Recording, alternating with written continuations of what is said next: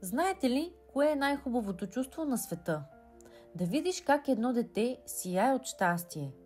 На 22 август преживяхме един от най-вълнуващите дни с децата от двата дома.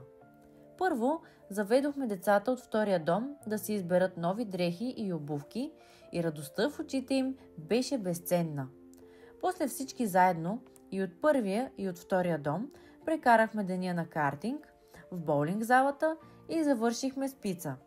Смях, емоции, щастие. Толкова много светлина в техните лица.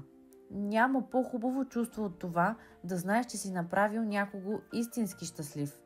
За мен беше невероятно преживяване, което ще помня дълго.